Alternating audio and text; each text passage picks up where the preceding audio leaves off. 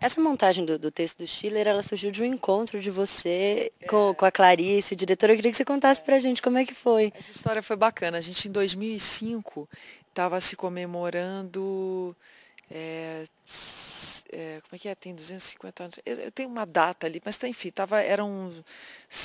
uma comemoração sobre o Schiller, que estavam se fazendo um ciclo de leituras de peças do Schiller.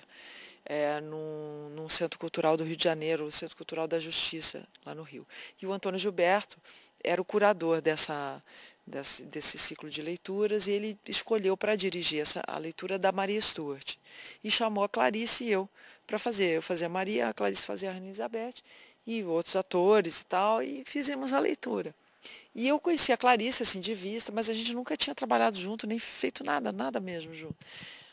E aí o encontro foi bárbaro. E foi bacana porque a gente fez a leitura do texto para um público interessadíssimo, que não foi embora. E olha que não tinha intervalo, foi uma leitura de 3 horas ali na raça. E as pessoas ficaram, gostaram e a gente adorou fazer.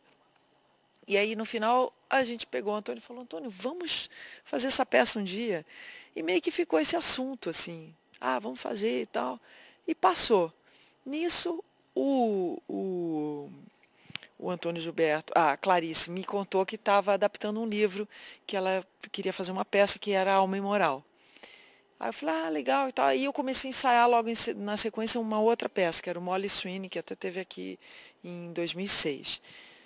E, enfim, aí cada uma foi para um lado fazer suas coisas, não sei o que. Aí a Alma e Moral aconteceu e foi um grande sucesso. E é um grande sucesso ainda. A Clarice ficou um tempão no Rio, depois foi para São Paulo, ficou mais um tempão, e a gente sempre meio que esperando um momento que a gente pudesse se encontrar. Até que saiu o patrocínio do Banco do Brasil, do Centro Cultural, e aí o Antônio falou, olha, então, tem uma data agora, vão poder fazer? Eu tinha acabado já a peça, tinha acabado uma novela, que eu acabei em abril, do ano passado, e aí eu falei, eu estou disponível. E aí a Clarice, mas a peça, a alma, como é que eu vou parar? Não paro, não paro, paro, não paro. E eu queria muito que ela fizesse, assim, por causa daquele nosso encontro, enfim. Mas se não fosse ela, ia ter que escolher outra atriz. E acabou que a Clarice parou a alma por um tempo, tirou umas férias da alma. E a gente ensaiou em outubro, novembro, dezembro e tal. E aí agora, quando a gente for para o Rio, ela vai fazer Alma e Moral segunda e terça em São Paulo. E de quarta a domingo ela vai fazer no Rio. Ela vai trabalhar feito um camelo, mas a gente vai fazer. Vai ser engraçado, assim, ela voltar. Mas valeu muito a pena, porque são 3 horas que, pra gente público, você não vê passar. Ai, que bom você falar Voa. isso. A gente fica numa aflição. A minha maior aflição, e a gente fez um trabalho muito importante, dizer até com uma fonoaudióloga chamada Rose Gonçalves, que é lá do Rio de Janeiro, que é maravilhosa, assim, porque eu sempre trabalhei voz para espetáculo e tal, como aquecimento e tal. Mas mais do que um aquecimento, um fôlego de voz, é o dizer a palavra bendita de modo que a beleza do que você lê tenha sentido para quem ouve. Porque o texto, às vezes, você lê e fala, que texto lindo, mas aí você vai dizer, aquilo ali não entra na boca, sai errado, a pessoa não entende, você diz. Enfim, tem esse lapso, né, na comunicação da leitura lida para a falada. E a Rose fez um trabalho bárbaro com a gente, minuciosérrimo de texto, que a gente faz até hoje. A gente chega 3 horas antes no teatro e a gente passa o texto, volta e meia passa a cena de um, passa a cena de outro, faz um aquecimento vocal grande juntos, para a dicção, para a embocadura, para a projeção de voz. Eu só penso nisso. Esses últimos tempos eu não penso em mais nada, a não ser nessa questão que é, para esse texto, muito importante, assim, porque ele coloca ele num lugar certo e atinge as pessoas. Então, quando você fala, poxa, a gente é bom para o público que não sente passar, é no sentido de que a história está sendo bem contada, de alguma forma, né? Então, essa é a intenção. Júlia, você é filha de atores, casada com ator e começou bem cedinho, né? Não dava pra ser outra coisa, tinha que ser atriz. Olha, eu até tentei ser outra coisa, assim.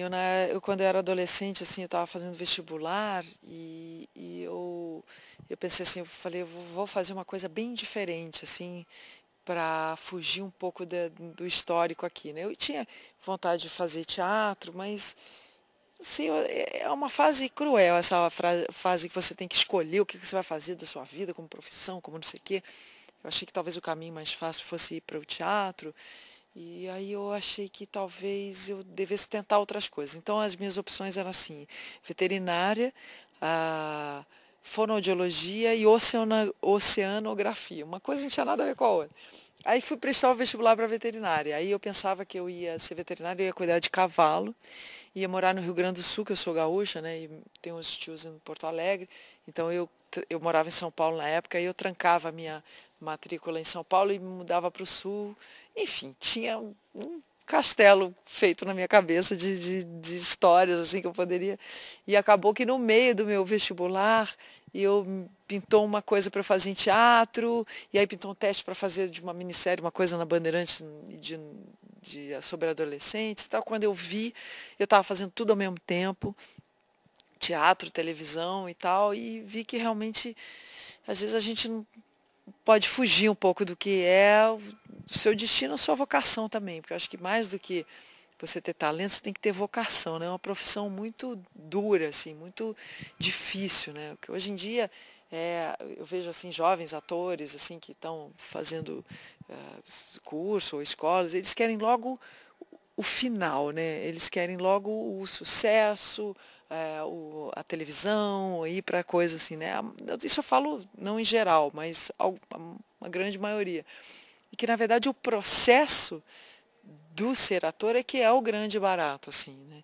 Que é o aprendizado, o errar, o fazer teatro e às vezes não ter público, às vezes ter, às vezes dá certo, às vezes dá errado, às vezes você é criticado, às vezes para o bem ou para o mal.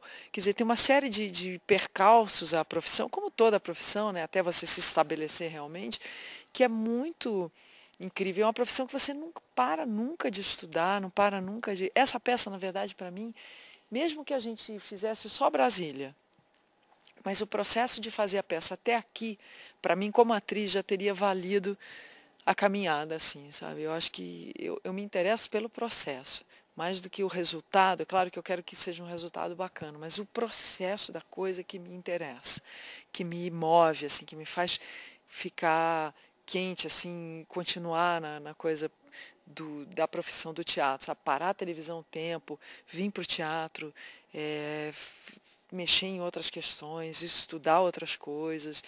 Isso aprofunda tanto que acaba servindo para você como pessoa, mais do que tudo também, né? Como ser humano mesmo, assim, você alarga, né, os seus horizontes, o seu pensamento para o mundo, para o que está acontecendo agora, o que a gente de alguma forma tem a ver com esse mundo, o que você com a sua profissão pode fazer para melhorar, né, para, enfim, para levar algum alento assim, né,